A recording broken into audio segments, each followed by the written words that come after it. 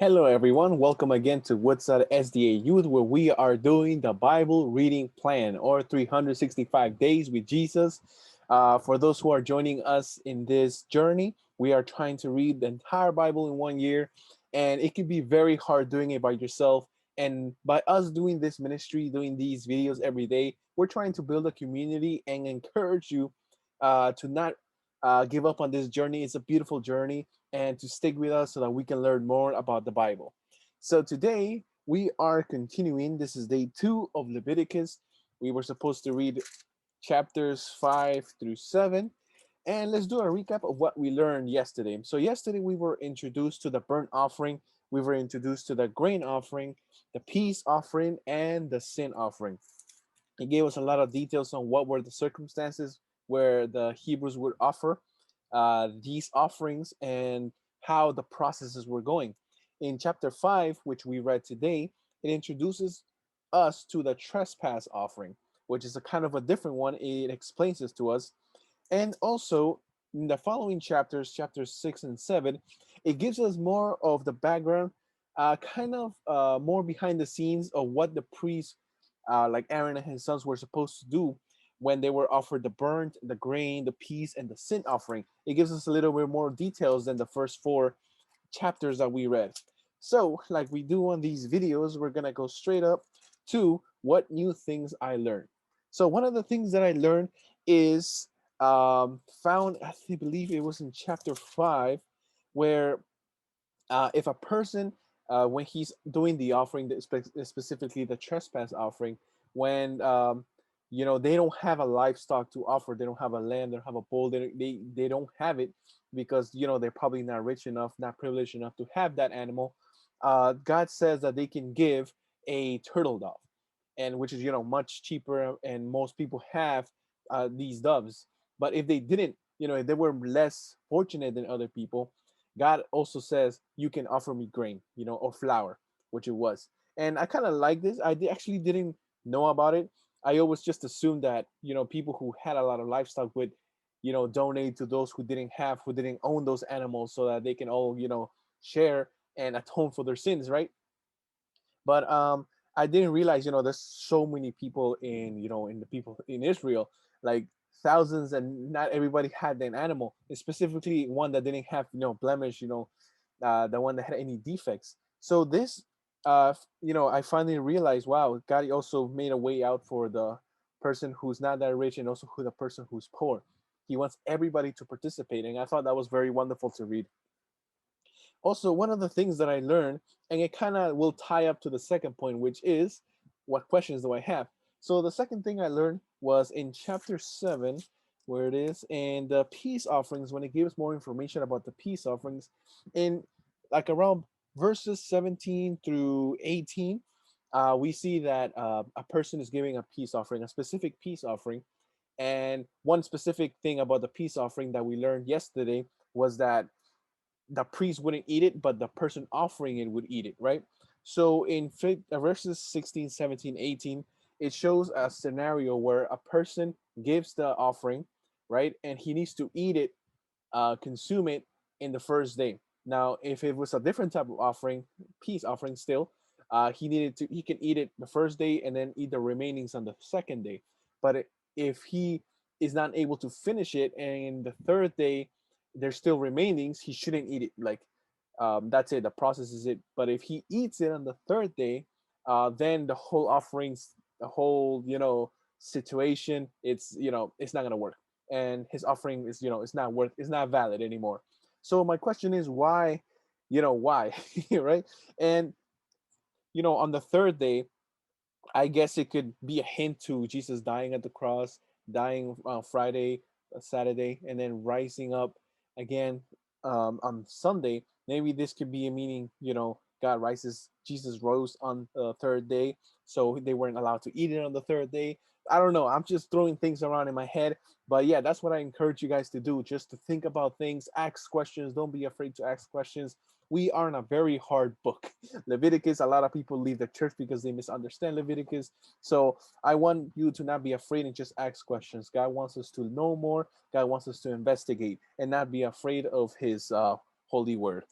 Um, So another thing that kind of puzzled me was, I think it was on either 5 or 7, where oh, okay, I think it was either chapter 7, where it talked about that if a person touched a dead animal, then he is guilty. Now, in my head, I'm like, guilty of what?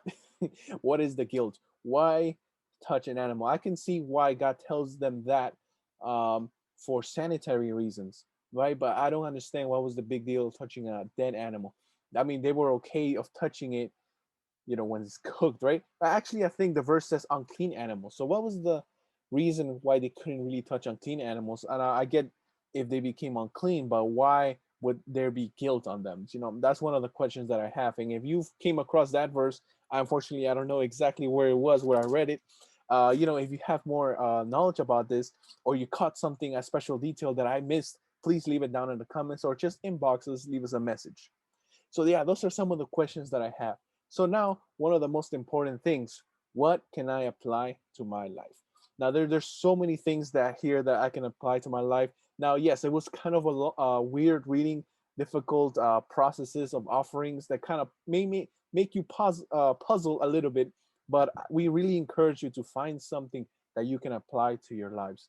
One of the things that I can apply to my life is in around chapter 6, or I think it was chapter 5. Yes.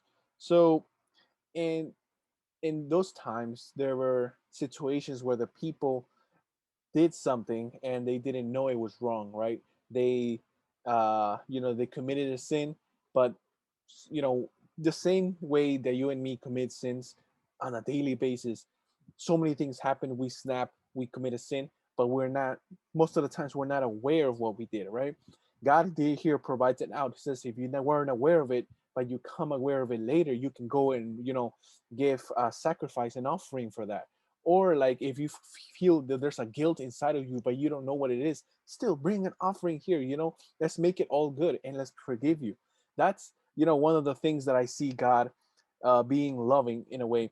I A lot of people comment on the book of Leviticus and says, well, it's just the book of God, looking at them every single move, and if they do a mistake, he just throws lightning and fire from the sky.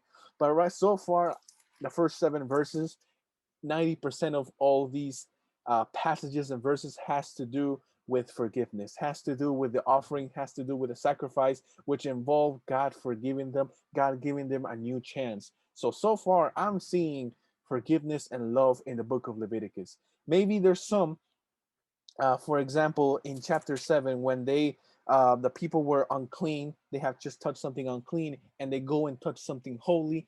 God says that person shall be cut out of the people, right? Sometimes we focus on that part of the verse and say, God is evil.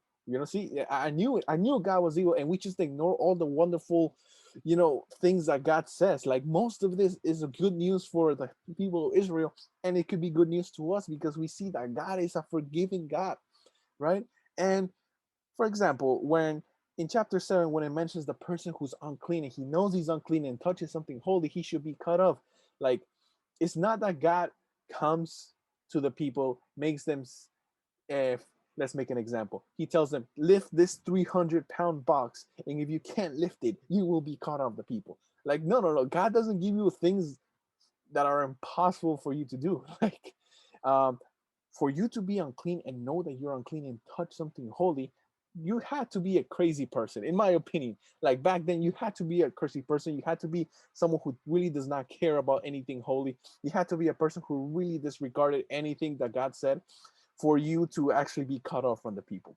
It's not that, oh snap, I slipped. Oh snap, I didn't know. Oh snap, this, that. And God came and cut them off the people. No, God gave them instructions. He says, please don't do this, please, because you will be cut off from the people.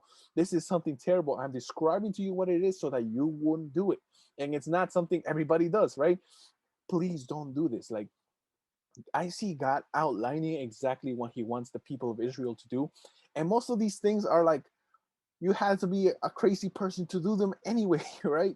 Um, so, like, God is a forgiving God, which is what I see most in this passage, in these passages so far. He's not looking at every little mistake that you're doing, ready to throw lightning at you. Like, you're gonna make a lot of mistakes, and God knows that. You're gonna fall to temptation, and God knows that. You're gonna be doing things, and life moves so fast that you may not even realize you did bad things, and God knows that. God is not looking at you mad. God is making a way out.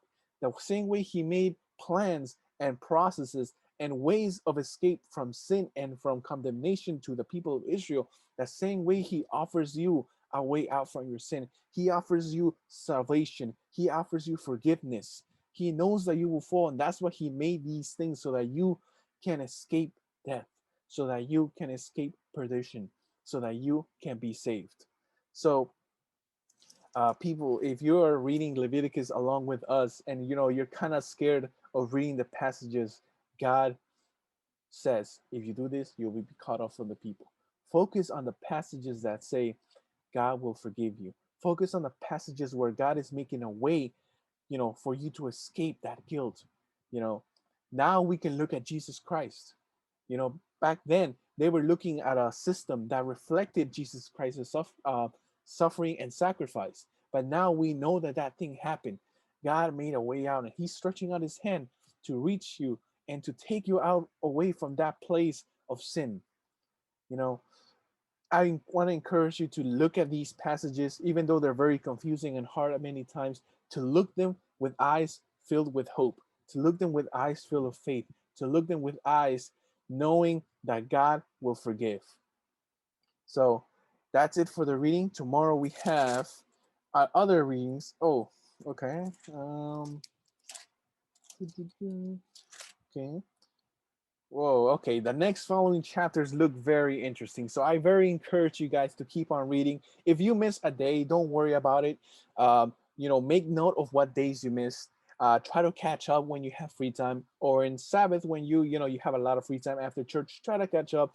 It's a very wonderful experience. Most of all, please do this not to tell people, "Oh, I read the whole Bible in 1 year," because you can do that and not learn anything.